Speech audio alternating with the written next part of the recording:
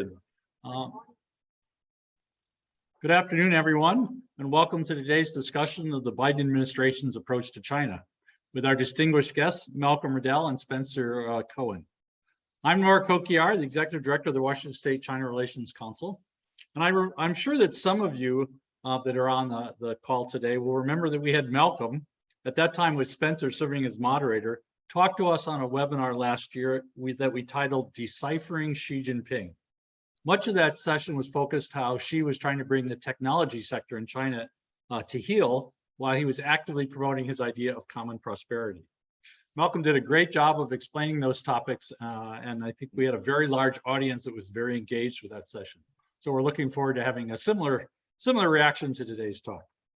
Before we get started, let me briefly introduce you to the Washington State China Relations Council. Our organization was founded in 1979, and we're the oldest state-level organization of its kind. Our mission is to improve the bilateral relationship between Washington State and China, specifically in the areas of business, government, culture, and education. Since the onset of the panic, we have focused much of our efforts on producing virtual webinars on topics relating to our state's relationship with China. At this point, I'm really pleased to announce that we're going to have our very first in-person event, the first one since early 2020, and that's going to happen next week, Tuesday, July 26th. And we're going to have the former Prime Minister of Australia and a China scholar, Kevin Rudd, who's going to talk to us about his new book called The Avoidable War: The Dangers of a Catastrophic Conflict Between the US and Xi Jinping's China. That session is going to be held in downtown Seattle at 3 o'clock in the afternoon. So please look at our website or go ahead and contact me if you have any questions about this event. I'd also note that we've teamed up with AmCham Shanghai to create a meeting where we're going to talk about the prospects for US companies in China post the COVID-19 period. This event will go back to being a virtual event. We're going to hold this on August 2nd. Again, details are on our website. So now let's move on to today's program. Let me introduce you to Malcolm. Malcolm has a very distinguished bio. He's participated in China affairs for more than 40 years as an investment banker, as a diplomat, a lawyer, a Harvard academic, and a CIA case officer. For 20 of those years, he lived in East Asia. Malcolm served in multiple government agencies, including as a CIA case officer, AKA a spy, in the China Operations and Special Operations Group, as a delegate to the UN, and as Florida's Undersecretary of State for International Affairs. Malcolm is a lawyer, board certified in international law.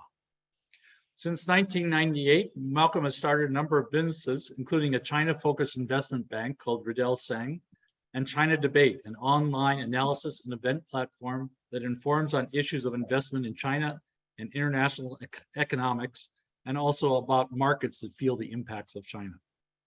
Malcolm is an associate in research at the Harvard Fairbanks Center for Chinese Studies, a former Asia Fellow at the Harvard Kennedy School, and a former academic leader and instructor at the Harvard Design School. He also served as a senior visiting fellow at Peking University. Malcolm holds an MBA from Harvard Business School, a master's in international affairs from Columbia University, and a JD from Stetson University College of Law. So you can see Malcolm is well-versed to speak about today's topic. And our other panelist today is Dr. Spencer Cohen, who's a frequent commentator on our webinars here. He's the principal and founder of High Speak Strategy, an international trade and economics research consulting firm, which is based here in Seattle.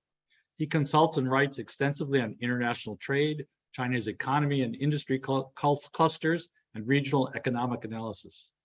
Prior to forming High Peaks, he served as a senior economist with Seattle-based economics consulting firm and also held policy and research positions with the state of Washington.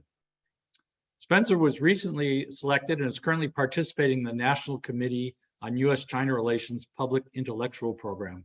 He's also a senior fellow with Infinite Sum Modeling and an affiliate professor in the Department of Geography at the University of Washington. Dr. Cohen's PhD is in economic geography from the University of Washington, and he's an MA in China Studies, also from UW, and a BA in mathematics and history from the University of Connecticut. So two very distinguished scholars. We're looking forward to today's program. But before we start, a few housekeeping notes. Please keep yourself on mute throughout the session. We will have audience Q&A, and we prefer that you put your questions in the chat box, and we'll try our best to get to them. The event is being recorded. If you want to go back and refer to it or refer to your friends, it will be on our WSCRC YouTube channel. It'll take a couple days to get it up on the channel. They'll be there in a couple days. So this is going to be a fairly interactive session. I believe Malcolm and Spencer are going to go back and forth. I may interject once in a while, but we're looking forward to their discussion. So with that, I'll turn it over to our distinguished speakers today. Well, thank you, Noor, and thank you to the China Relations Council, Noor and Man, for hosting this event. And I'm always excited to have the opportunity to chat with Malcolm. He's such a wealth of expertise and perspective, and really informed perspective. So really excited to have this conversation today. I'm going to start, I'm going to tee up several questions one at a time, and Malcolm and I will both kind of go back and forth on various elements and components of the Biden administration strategy and policy towards China. But as Noor mentioned, please feel free to chime in the chat box at any point. And then Noor also welcome to also interject with any comments or questions as well. We want this to be a very kind of loose, casual conversation that people can participate in. And we'll also make sure to set aside the last 20 minutes or so for more open conversations so people can directly participate and ask questions. So the first question that I want to tee up, and Malcolm and I can both address this, but I'd love to hear Malcolm's comments first about this, is really, from a high level view, what are the Biden administration's views on China? What kinds of perceptions, what perspective, views are animating how they deal with China right now? So Malcolm, what do you think? Well, thank you, Noor, Spencer, and Man for having me today. I certainly enjoyed my last session, and I'm very happy to be here today. And it's great to see you all, and I know some of you in the audience, and I won't mention you by name, but I'm saying hi. Let me start off with that we to get to the Biden foreign policy, there's really three documents you need to look at. The one is the Interim National Security Guidance from March 2021, the Indo-Pacific Strategy of the United States, February 2022, and Secretary of State Blinken's speech on China in May. And of course, looking at all the actions you've got. We come up with the term strategic competitor. And this, I don't think this really tells a great deal. But if we take it the highest level of what they think, let me quote here. At the first part of this, I'll be quoting a little bit because rather than me interpret what the Biden administration is saying, let me just let you have it. This is in the Interim National Security Guidance. It says, China has rapidly become more assertive. It is the only competitor potentially capable of combining its economic, diplomatic, military, and technological power to mount a sustained challenge to a stable and open international system. Both Beijing and Moscow have invested heavily in efforts meant to check U.S. strengths to prevent us from defending our interests and allies around the world. And in Secretary Blinken's speech, he said, he reiterated this. And he said China is the only company with the intent to reshape the international order and increasingly with the power to do so. Beijing's vision would move us away from the universal values that have sustained us for so much of the world's progress over the last 75 years. Now, when you look at this, what strikes me is that the objective here is to preserve the international order. If you look at the overriding objective, and as Secretary Blinken has said, as the Indo-Pacific Strategy said, our objective is not to change China, but to shape the strategic environment in which it operates, building a balance of influence in the world which is maximally favorable to the U.S., our allies and partners, and the interests and values we share. And when you look at this, think of the options that the Biden administration or any administration has. It could be to weaken China. It could be to a regime change, as Secretary Pompeo sort of suggested during the Trump administration. It could be some sort of direct containment, military and economic. It could be decoupling. It could be all these things. And yet, when you look at here, what at the highest level, the focus is not to let China through its rise and through its own efforts to either alter or to the liberal world order, or to create an alternative world order to threaten the status quo that we enjoy with that world order. And I've got a lot more to say on this, but let's hear what you have to say, Spencer.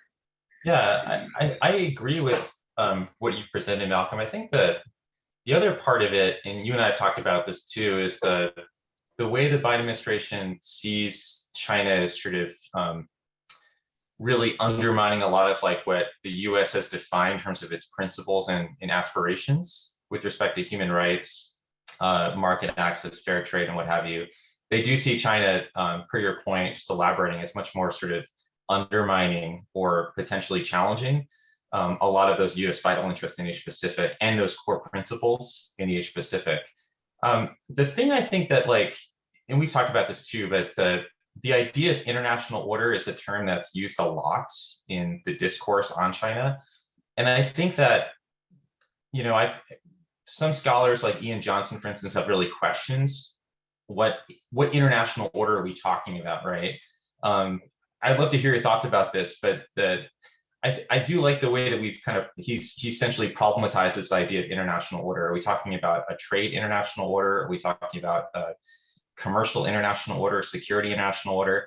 It's a little bit fuzzy to me as well, like what international order actually means. I don't know, what do you think about that? Of course, we don't have it explained here, and I agree that it's a fuzzy thing. But what I'm seeing here is that when we talk about the liberal world order that really came into effect and led by the U.S. after World War II, it's the idea of free and fair elections, rule of law, basic human values and rights of free speech, free association, and these sorts of things. I think when we take it down to a deeper level, where free trade was part of that as well, which we see a lot of cutting at the edges. So I think these are more of the broad things that they're speaking of. When you come to an international order on military or security issues, you've got the question of sovereign integrity. And we just saw this come into question with Russia's invasion of Ukraine, and China's sort of ambivalent public response to it. On the one hand, they believe that no country should interfere with another country's internal affairs or its sovereignty, and of course they make that point for issues like Xinjiang, Hong Kong, and Taiwan.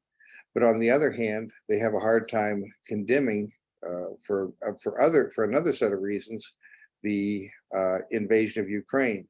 Whereas if we talk about what I think the Biden guys are talking about, it's that sovereign integrity means you don't invade another country without provocation. So there's a lot of meanings to it, but I think in the broadest senses, this is what we're talking about. And to the extent that we see China and aligning with countries that are inimical to our interests, we're framing it, instead of in terms of conflict, framing it in terms of preserving the order as it stands. And I think everything falls through that, whether it's economic security, trade, or these broad sets of rights that expectations that we have. Yeah, and we've seen like how China has sought to use economic coercion to address its own vital interests as well, that are inimical to those same kinds of objectives or goals that the US has defined. So for instance, its use of embargoes or sanctions against Australian companies and trade embargoes against Australian companies for Australia, questioning or calling for an investigation right into the origins of COVID-19.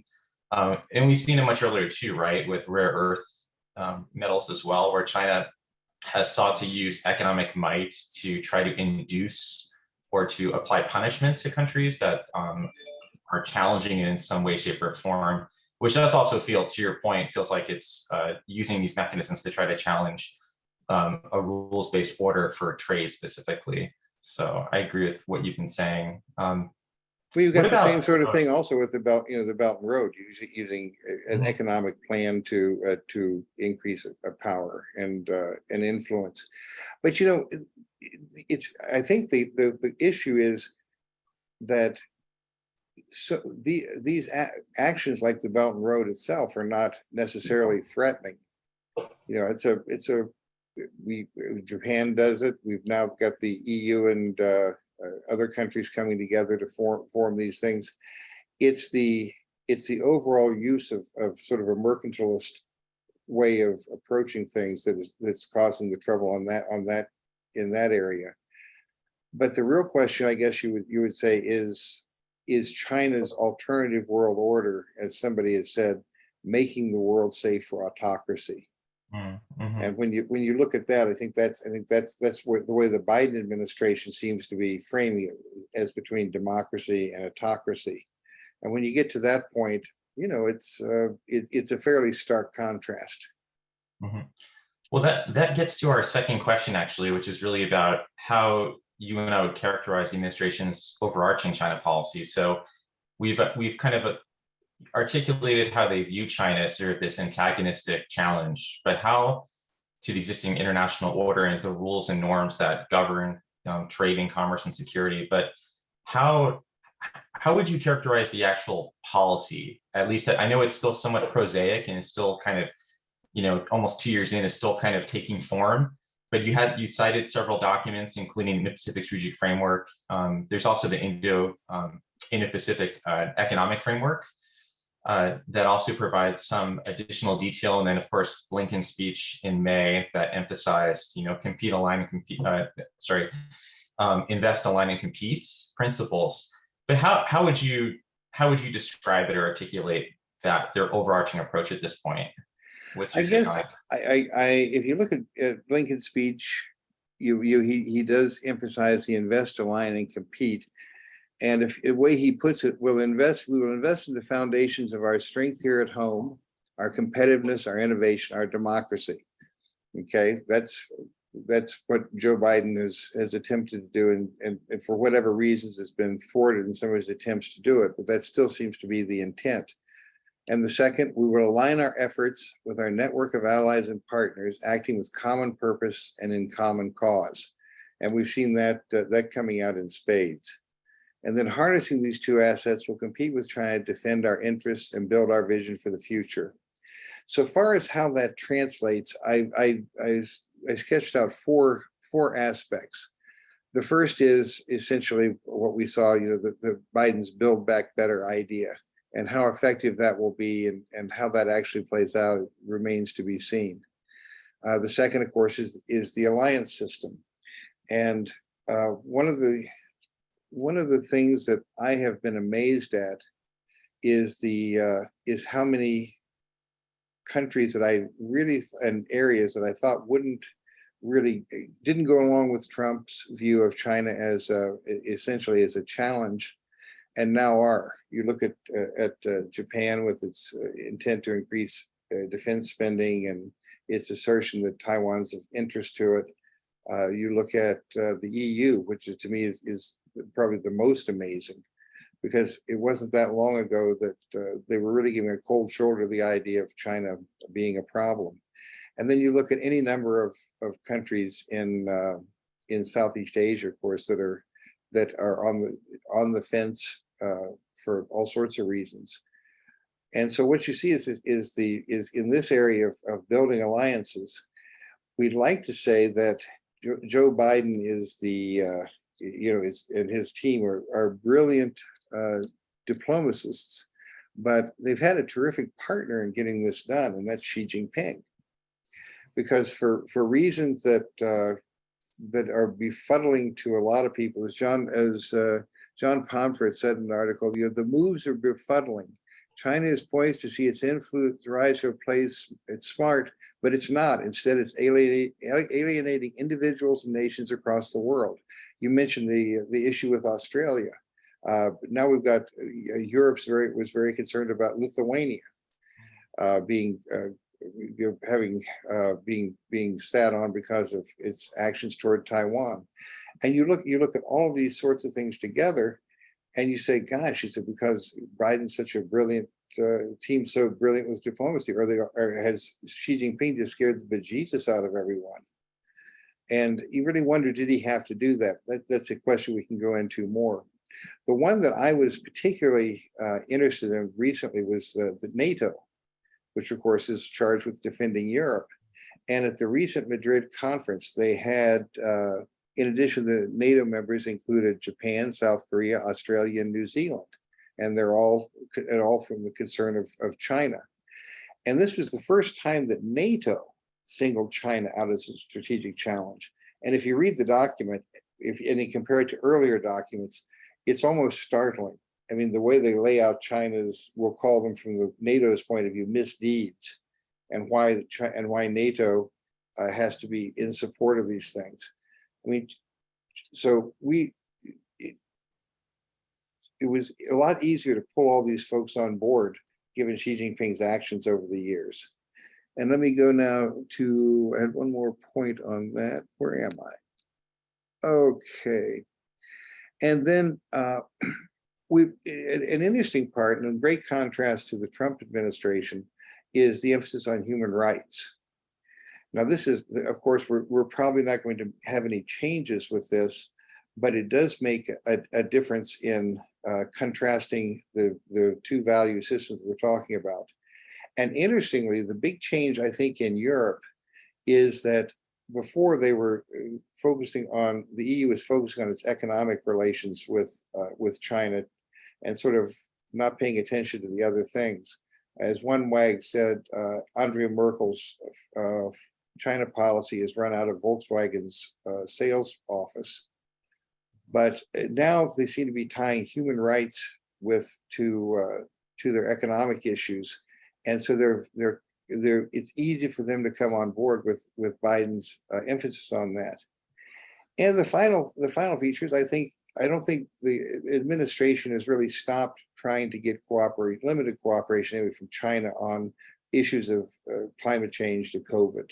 So I think they sort of have an all-encompassing strategy that I wasn't too impressed with before, but I'm warming up to considerably. What do you think? Yeah, I would just add that I think that it's so easy to draw a contrast with the Trump administration because there were so many glaring, notable blemishes, I think, with the Trump administration's policy towards China. That doesn't mean that the motivation was incorrect. You know, like we had talked before, right, about how Trump administration was correct in sounding the alarm about all the transgressions with respect to trade secrets thefts, weak IPR protection, limited market access, and other sort of, especially mercantilist behavior that disadvantaged US companies or foreign companies in China over the years, and also the growing role of the state sector in China. But what's to me most noticeable about the differences is really the coherence. I think that the Trump administration was very incoherent, despite once they sounded the alarm about all these issues that were affecting the relationship and were disadvantaging US companies. They didn't have a coherent strategy for addressing it. They went a unilateral approach. They really focused on punitive measures as a way and unilaterally to try to induce change in China, or at least to enact or to apply pressure and change. Which didn't work. I mean, their emphasis on a bilateral trade deficit, for instance, the bilateral trade deficit today or in 2021 is the same as it was pretty much in 2020 and 2019 and 2018 and so forth. So I think, and also, as you mentioned, very transactional in nature, and really just gave very, very little regard for issues that we probably don't have much control over, such as human rights, but nonetheless, the administration has still rightly, I believe, put a lot of emphasis on. But having some sort of overarching framework or set of principles that can guide policy, even if that policy, the actual actuation of those policies is very difficult. I mean, you mentioned already about, this sort of binary between autocracy and democracy and how important that is as a foundational principle to the administration's foreign policy. But then we saw Biden, fist pump MBS, in Saudi Arabia last week or a week before. So it's messy, but at least that there is some sort of coherence. And there's also a stronger emphasis now on multilateralism, as you mentioned, the emphasis on alignments. seeking ways to find collective agreements on the things that we can agree about among our allies, and to forge some sort of overarching foundational principles that can guide how we engage with China. So I think that's promising. I think we're still waiting for the details to come about. The Indo-Pacific Economic Partnership, our framework, I should say, talks a lot about these principles of like supply chain resiliency and decarbonization and clean tech, and like trade policy that's better trade policy and sensible trade policy, as well as issues around like corruption and taxes and so forth. But there should be some more discussion and more details coming out of the APEC leadership summits in 2023. But we're still waiting to see what those actual specifics are. But at the very least, I do agree with you, and I like the idea of this sort of at least having some sort of coherence that doesn't exclusively focus on punitive measures, but also focuses on a more sort of aligned multilateral approach. We'll talk about this I'm sure later, but to me, the best policy approach to that, among the best policies, would be the CPTPP. But we'll get to that later. So yeah. Go ahead. Well, the one thing is that it isn't as though the Trump didn't have some coherent policies and policy papers. Matt Pottinger, who we'll get to hear from tonight as he rehabilitates his reputation,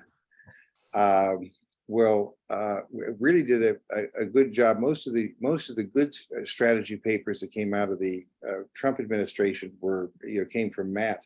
But the problem, of course, is that you couldn't get Trump's attention on a lot of these things, and he was pounding on things that he really didn't understand a great deal about. So it's not as though they were just completely the folks who knew what was going on were incoherent. There was attempts to have a coherent strategy. Now we've got people in with the president who's paying attention, who does have it. But it's funny, they both call it strategic competition, but Trump's policy was neither strategic nor competitive. But here we're seeing this. And I would say that there's still a lot of coloring inside the lines to be done. I'm just overwhelmed with how well the alliance system is working right now. I mean, China's already, it's already surrounded, from its point of view, surrounded by enemies, and it really didn't need to have more countries and more alliances, coming in to do it. So if it was feeling threatened before, I imagine it's feeling considerably more threatened. So I think it's effective. I think is already being effective. And I think you might have already mentioned to allude to this, but the idea that, and I know you're a big fan of Kennan, so I'm sure you can elaborate on this, but this idea of shaping the environment in which China operates. So, we're not going to hear utterances like regime change, like we heard from like people like Secretary Pompeo.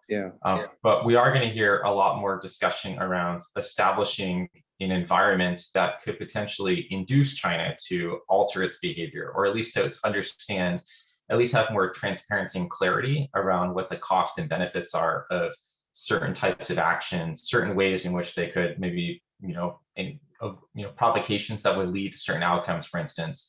So kind of shaping, and Blinken talked a lot about this right as part of his speech, but to really talk about not trying to undermine China, but trying to create the environments that at least we having some control over the environment China operates in.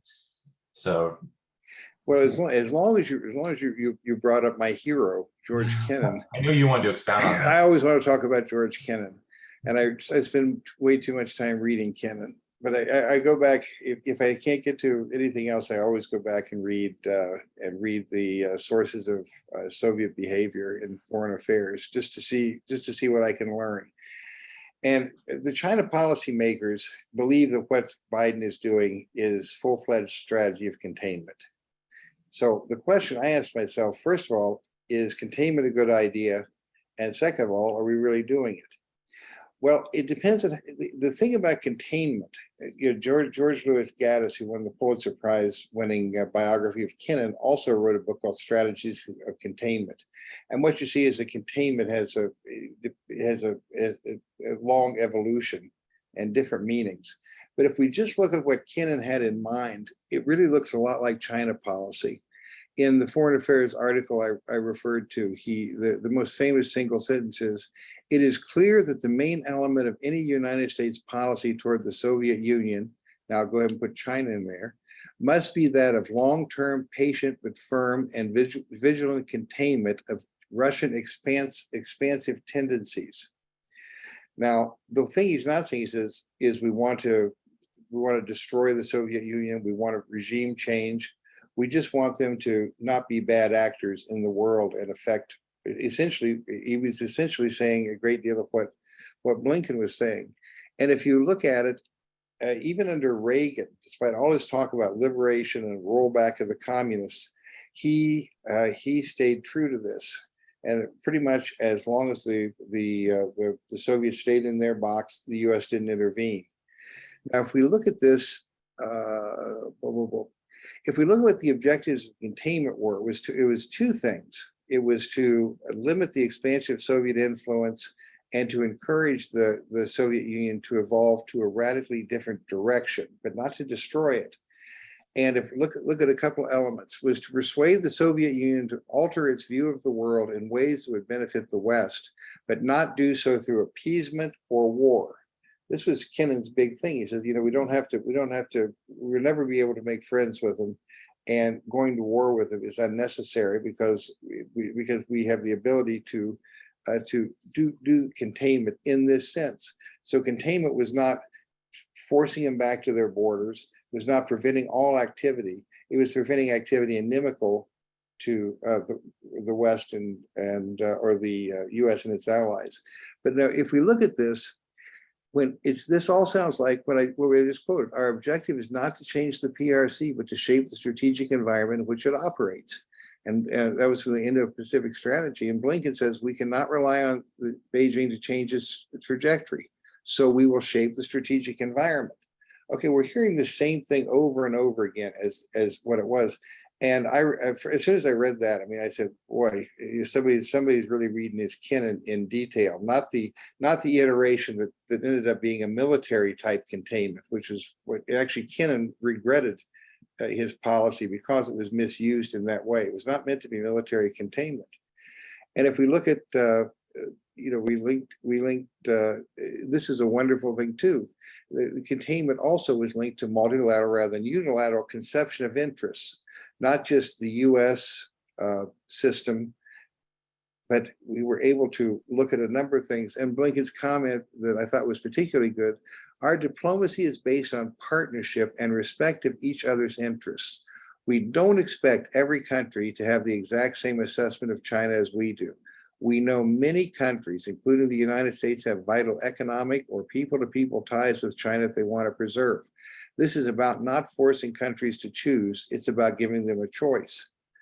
It couldn't be much better said. To the extent that this plays out, this is a strategy of containment in the pure sense, in the Kennan sense, not in the sense that so often we think of containment as being a real confrontational kind of thing. So yeah, I think it's I think that China's right. It's containment. I think they have a different definition, but it's definitely a very sophisticated way of approaching the problem. How effective it's going to be is a different issue. So Malcolm, can I jump in? So sure. China I keep reading China says the US is containing China. So how do the Chinese define containment? Do either you or Spencer have an idea on that one? Well, I can give a quick idea. Certainly, economically through trying to limit access to tech and to prevent their development of the vital technologies, especially the ones that they've put forward in Made in China 2025 and other initiatives. Clearly, they're seeing militarily. The U.S. is shifting its policy, its defense policy to be able to counter China, especially with Taiwan, which we might want to get into in a few minutes. But we're also pulling together allies, and our allies are, Japan talks about spending a lot more on defense. Australia and the UK are now involved in in their treaty with the submarines and other sorts of things. We have, as I mentioned, NATO now putting it on the radar. So clearly, there's a sense that if China moves militarily, it's got enough opposition against it that it hinders its movements. And I think to a great extent, that's a great definition of containment. So it cannot achieve its goals as easily as it might have if essentially we weren't making these initiatives. And of course, Taiwan is the big question there. So there's any number of ways it sees it. And but I think that the point of containment, though, is not harm necessarily. It's a matter of it's not weakening, it's not regime change. It's none of the things that we think about when we think about the everyday word of use of containment. You know, you think, by God, we're pushing them back to the borders and they better stay there. That's not what's happening. And as I say, it's a sophisticated strategy to do that.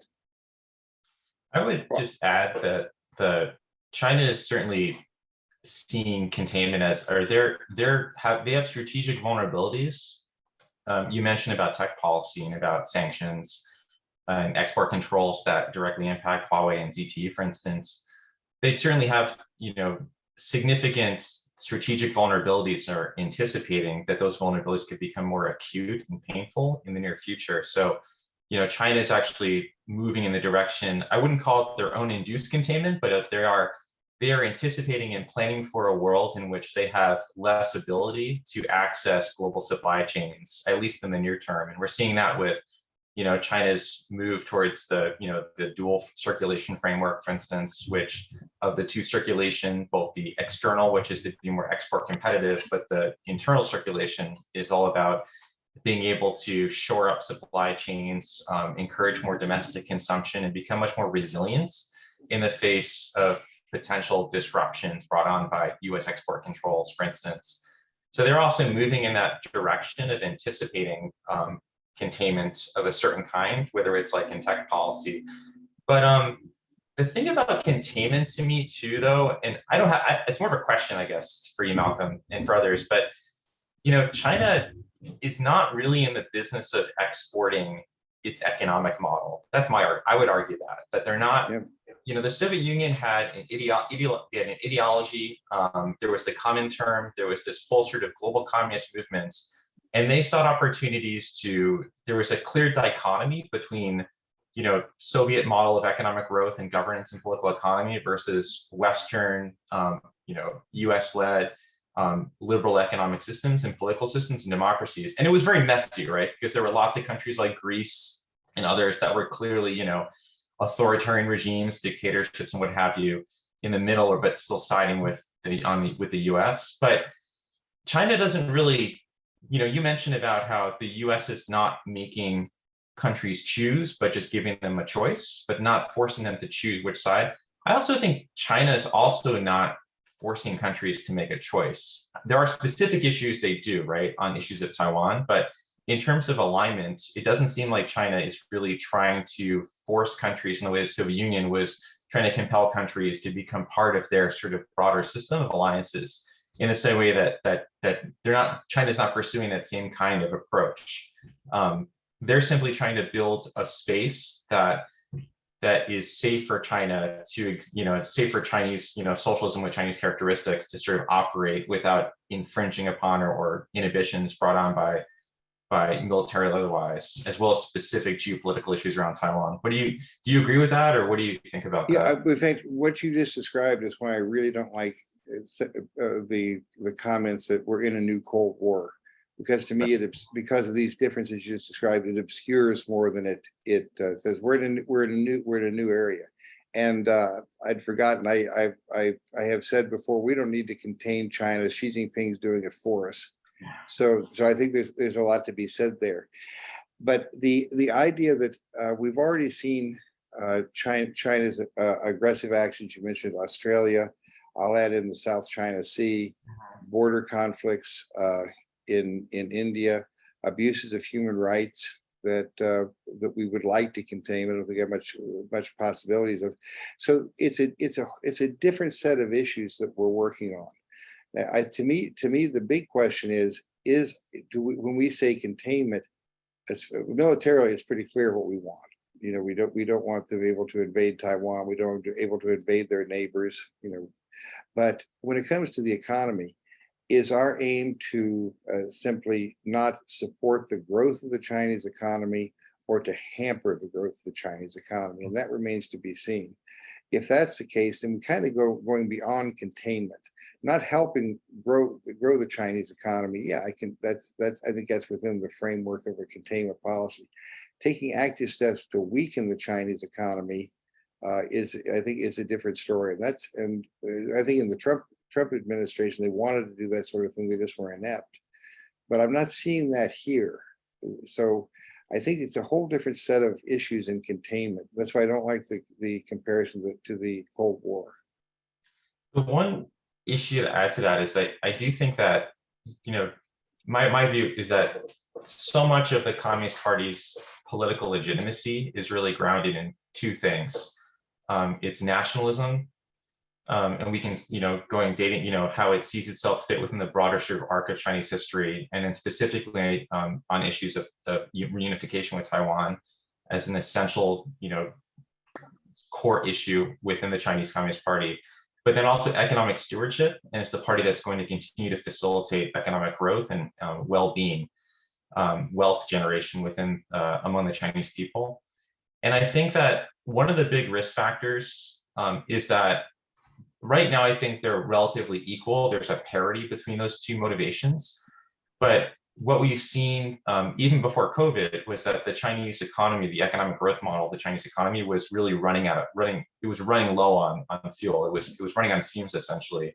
You know, you had an economy that was largely driven by export processing, that was you know, really beginning with the global financial crisis onward. The state sector began to consume much more of the credit, and you have a lot of issues of shadow banking, more and more credit, more and more lending yields less and less GDP. So they're getting less and less returns on investments from borrowed credit because there's so much greater share of credit being borrowed by the state sector. I think non-financial debt to GDP went from 140% of GDP back in 2008, upwards of 270%.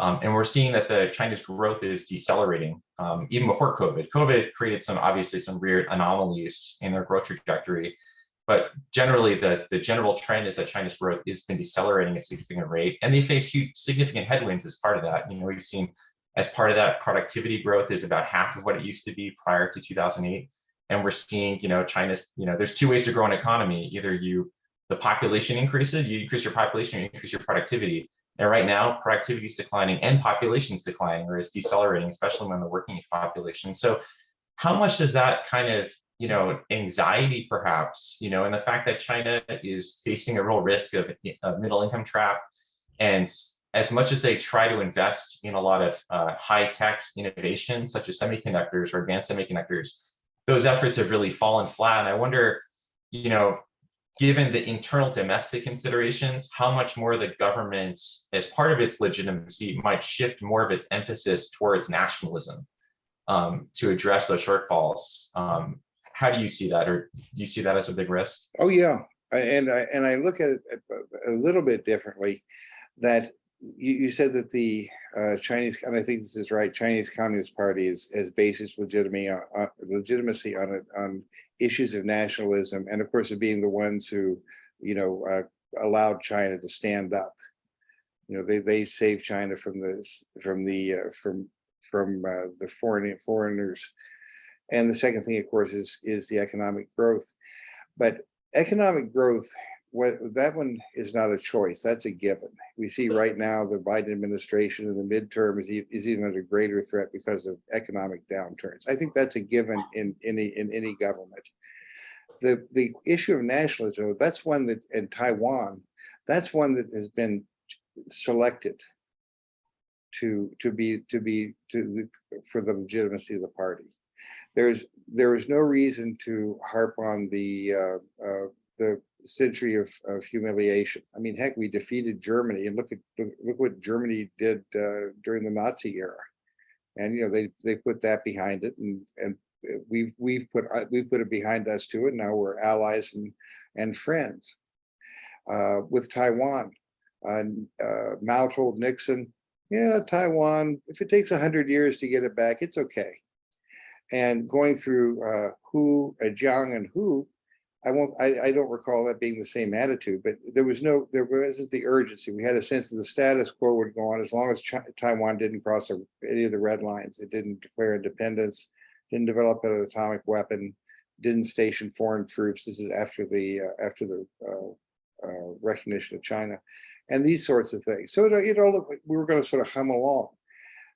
Xi Jinping seems to have made the decision that on his watch, he wants Taiwan back. Now that could be for any number of reasons, including his own sense of what his legitimacy is.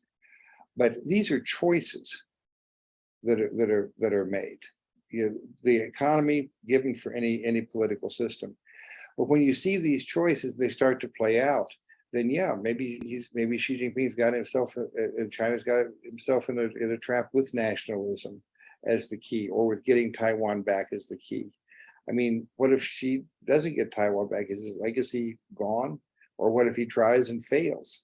Or what if he creates a huge war and destabilization all over Asia and throughout other markets in the world? And what's the impact on China's economy, which takes us to the second one? So a lot of these things are choices that the party made to do this. In the same way, the wolf warrior diplomacy that we're all hear so much about, that's a choice that's apparently supported by Xi Jinping, and it's alienating other countries and other peoples. These are choices that are being made right now, and China seems to be able to live with the consequences. So when we say that they're building it on nationalism, that's not a given. That nationalism is what the party should have based its legitimacy on. The economy, agree with you completely. That's going to be a headache for quite a while. So gentlemen, the question of Taiwan has come up, you know, in the chat box. So you want to talk about Taiwan a bit? Sorry, Spencer. Oh no, I was just going to say that I was going to basically say we should turn to Q&A, so that's great. Right. Yeah. So Taiwan is Xi Jinping going to try and take it back soon?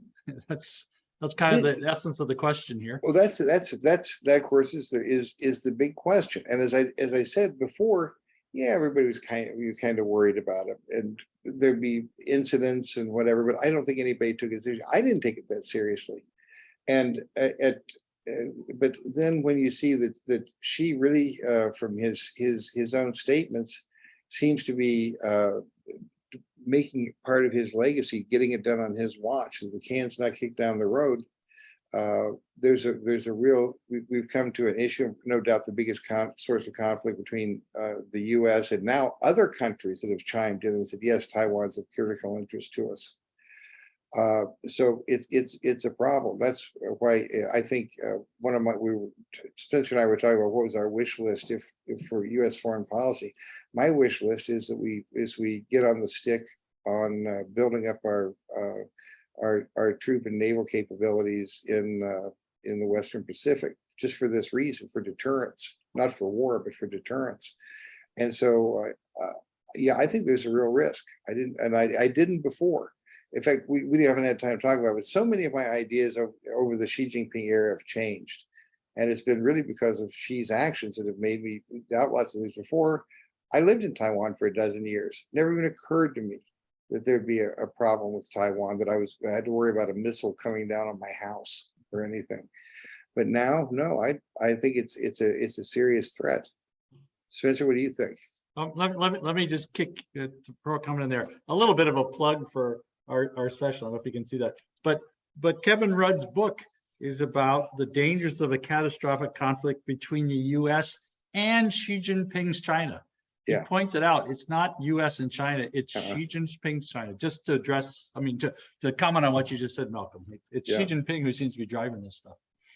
I would just add that, you know, I think that, so I agree with Malcolm what you're saying about the choice, but I also think that the conditions have allowed for someone like the evolution of China's economy and China's political system during the reform era also allowed for the rise or ascent of someone like Xi Jinping. I mean, I think the party was really, I think the party was at a real crisis because of corruption, because of a lot of dysfunction happening within the Chinese economy and Chinese political system within the Communist Party that was not the causal factor, but was certainly an enabling factor to allow someone like Xi Jinping, who held much more nationalist views and much more puritanical views in many respects about Marxist-Leninism, to rise to the role of general secretary, or the position of general secretary, and to consolidate so much of his power. So it's true. I mean, I agree with you that these are choices that are being made, and these are, essentially a personification of power in the person of Xi Jinping, who really sees Taiwan as sort of integral to his legacy, which can be quite dangerous, especially as he gets older and still has not accomplished that goal, which could be quite dangerous, and without a clear succession plan as well. But I also think that I think that the long arc of Chinese history, or recent history, has in many ways allowed for someone like Xi Jinping to come to power as well. And with all of the policy positions and choices that are being made as part of that. So. Okay, a number of questions are coming in. So here's one that I would like to know the answer. What's the difference between the rules-based international order and American hegemony? Is it the same, or are they different animals? Go ahead, Spencer. Yeah, I can chime in first. So to make sure go ahead. You should anyway. Yeah. To make sure I understand questions, the question is the difference between international rules, a rules-based international order versus American hegemony. Hegemony. Yeah. I think of hegemony as the projection of power and influence. So they're not mutually exclusive in many respects. So American hegemony can shape the international rules-based system. So I don't see them as diametrically opposed or mutually exclusive. Hegemony does or does not require rules. It's simply, in its basic form, like the projection of power and influence, and to shape the behavior of other countries or states. Whereas, and so a rules-based order is a means or a way to project power. It doesn't have to mean that the US is using the rules-based system to project power, but a rules-based system can exist outside of or without a hegemon, for instance. But the US certainly played a role in crafting the rules-based system. Malcolm, what do you think? Yeah, I couldn't agree more.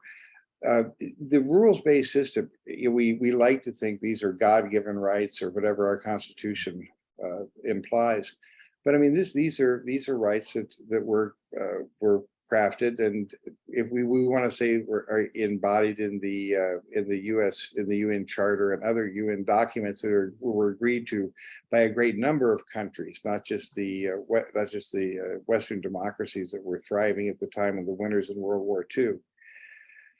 That said, the thorny issue, which is a lot more that we could cover right now, is there's an awful lot of countries that didn't participate in the drafting and implementation of these rules. China is one of them. There's a load of countries in the global south that, were colonized by these folks who thought the rules-based order was such a great thing. And they would like to have a little say in how the international order works. So I think with Spencer on what it says about hegemony and who's a hegemon, but I think it is a very fraught question as to whether or not other countries necessarily accept the values that are implicit in the great powers rules-based system. It's a lot longer conversation we can have now. It's one I think about a lot. I happen, as I told Spencer, we were talking about the other day, I mean, I'm a super, liberal world order sort of guy, but I certainly can understand the perspective of those who say, well, we had nothing to do with it. It doesn't comport with our values, and we don't want it. How about can both of you or one of you address? So, what do we think what does China want for their world-based? So if they don't like the existing world-based system, what's the alternative? I know Xi Jinping's come out with a security kind of framework recently, et cetera. So what is it? A form of the old tribute system? How does China want to see the world? I think China wants what any country would want, which is an environment that's safe for China. Unfortunately, what's safe for China and safe for the CCP is a world that is amenable or safe for autocracies and non-democratic systems. But I think that that's really, I don't think that China has a grand vision. This is my personal view. I mean, I'd love to hear what you think about this, but I don't think China has a grand vision for recreating the international world order in a way that reflects Chinese ideology or Chinese socialism, or and what have you. I think that China simply wants a space. China has its own vital interests, like every country has its own vital interests, and those are both economic, geopolitical, military, and what have you, and territorial. And so they want an environment or a rules-based system that does not infringe upon those vital interests. Unfortunately, those vital interests run in conflict with US policy and the policy and positions of many of its neighbors. But I don't see China seeking to invent or recreate a new international order from whole cloth that would replace the one that we currently have. But I could see them certainly eroding it and looking for spaces they could carve out that are safer for China to operate in the ways it needs to. Malcolm, what do you think? I agree, and I think it comes down to this: the question of what is we'll call it Xi Jinping's goals. I mean, does he want to be just a hegemon in the Pacific? Is he seeking? Are we on the 100-year marathon of the carefully planned Chinese takeover of the world to become the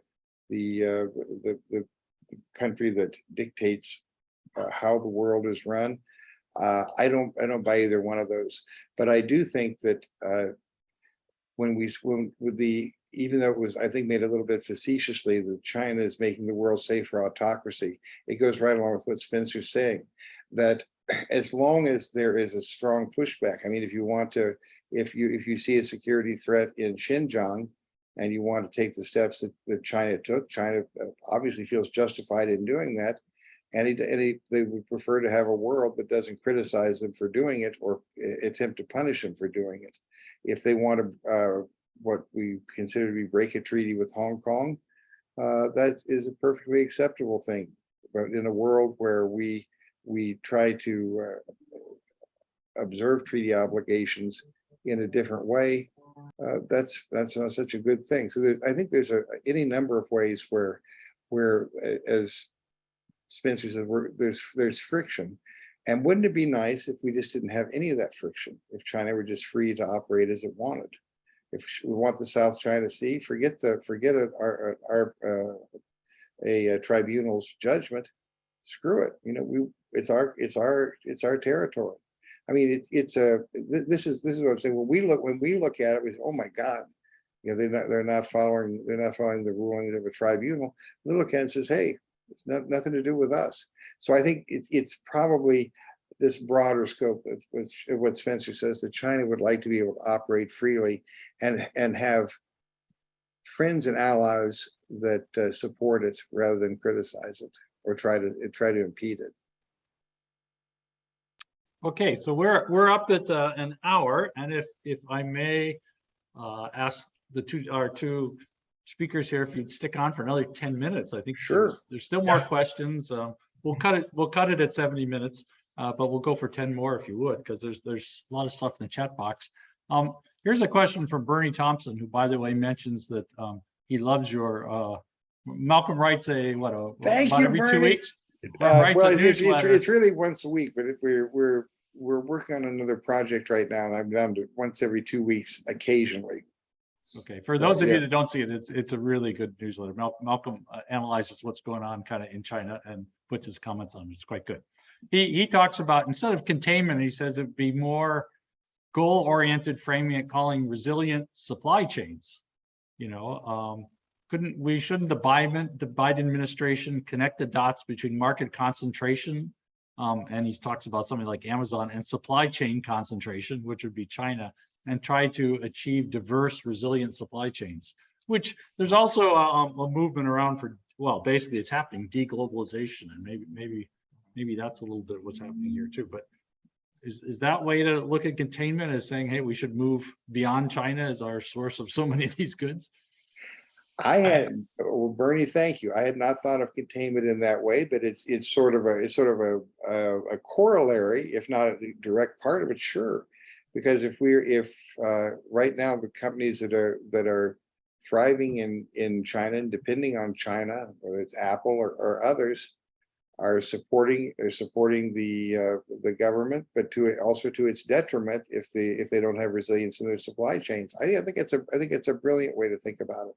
What do you think, Spencer?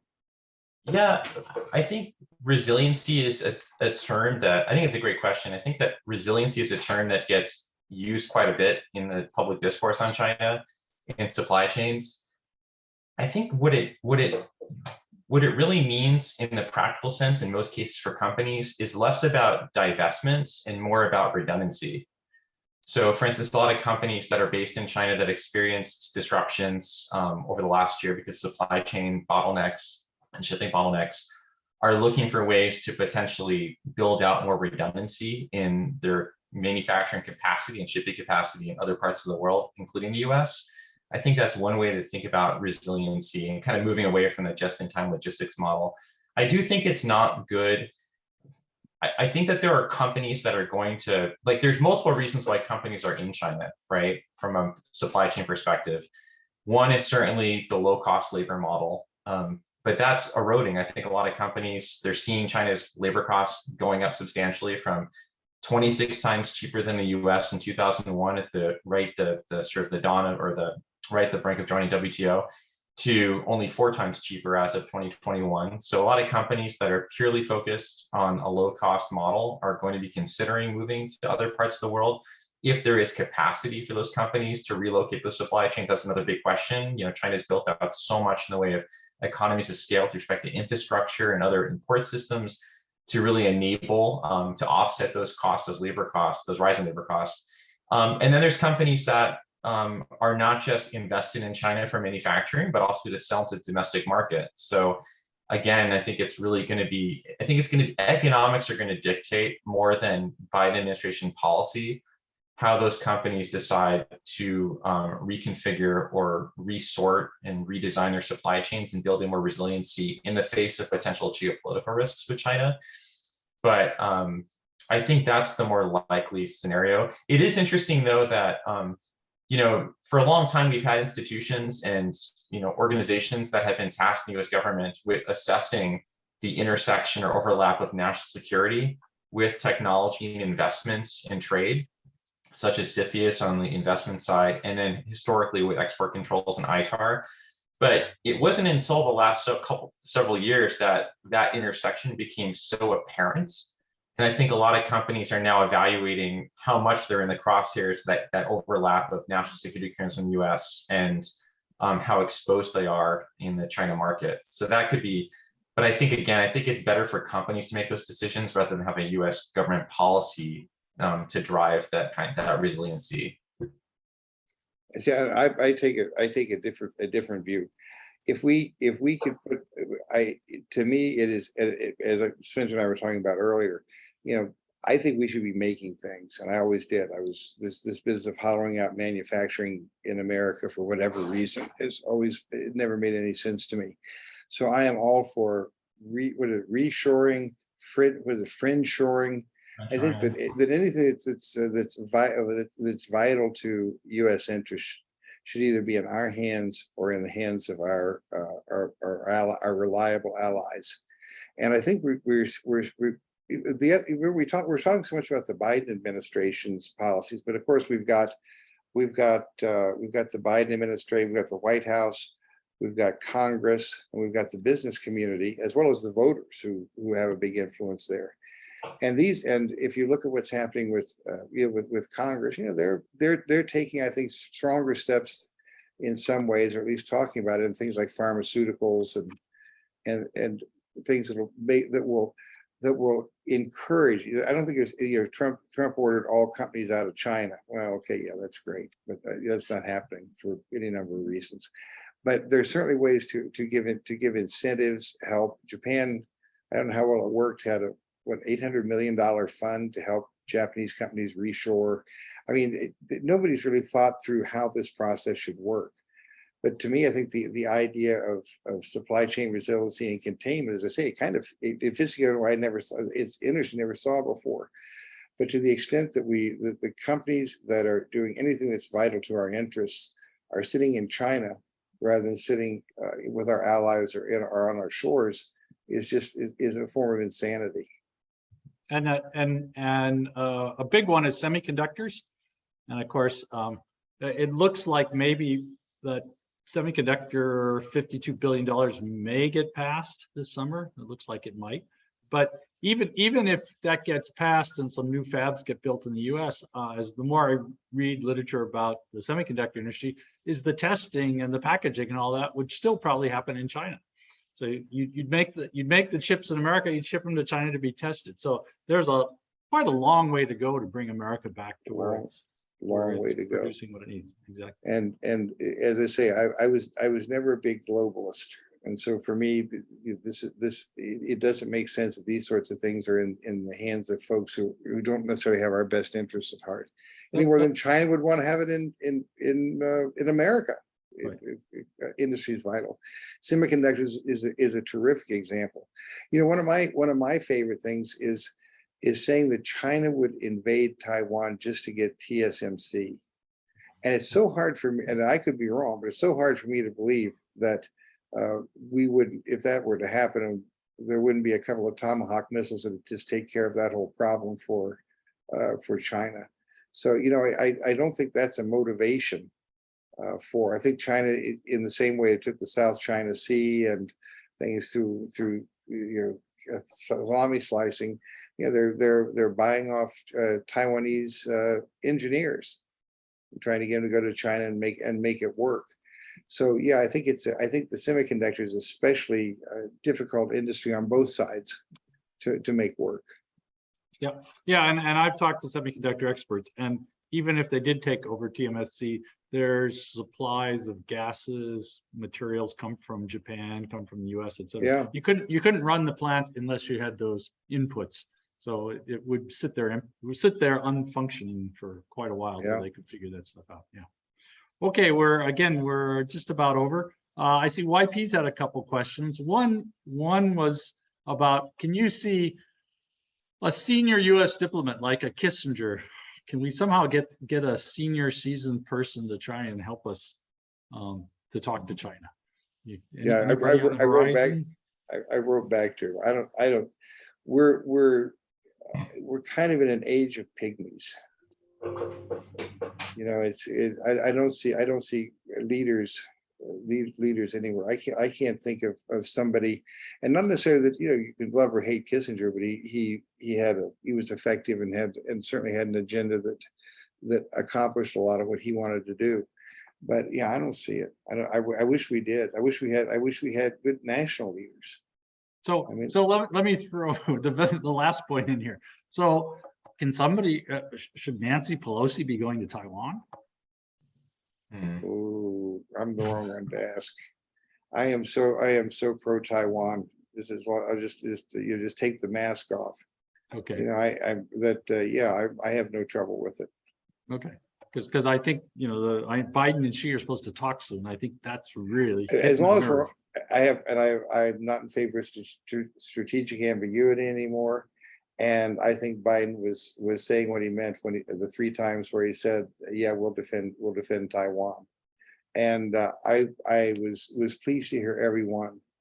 And it's not just my pro Taiwan stance. I think showing that kind of support is necessary to keep Taiwan from succumbing to a salami slicing technique from the Chinese. And it's also important, as is building up the military deterrence in Asia, to be able to make Xi Jinping think twice. Right.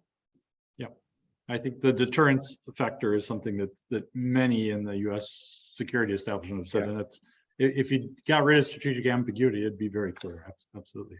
So, Spencer, what do you think about Pelosi? I'm curious. What do you think about Pelosi? Yeah. Spencer, you get the last word here today. Yeah.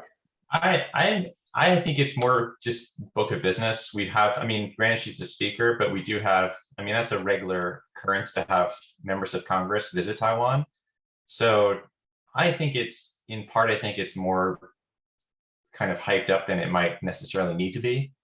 You know, I mean, if if Vice President Harris went to Taiwan, that's a whole different. Yeah, I'm Right. not going. I'm not going Story. there. I'm not going Yeah, there. that's a different, or Biden, Yeah, like. yeah, I'm But not for going there. members of Congress to go is not it's not unusual to my understanding, that it happens quite frequently, and so it's not.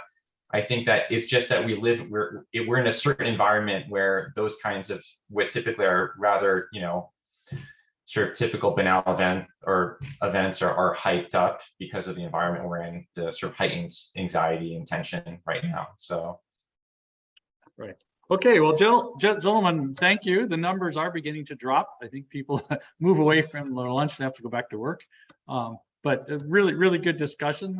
Again, thank you, Malcolm, for beaming in from Thank you so Florida. much.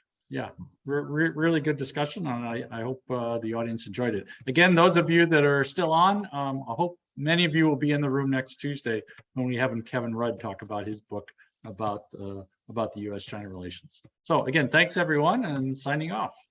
All right, thanks everyone. Bye. Bye.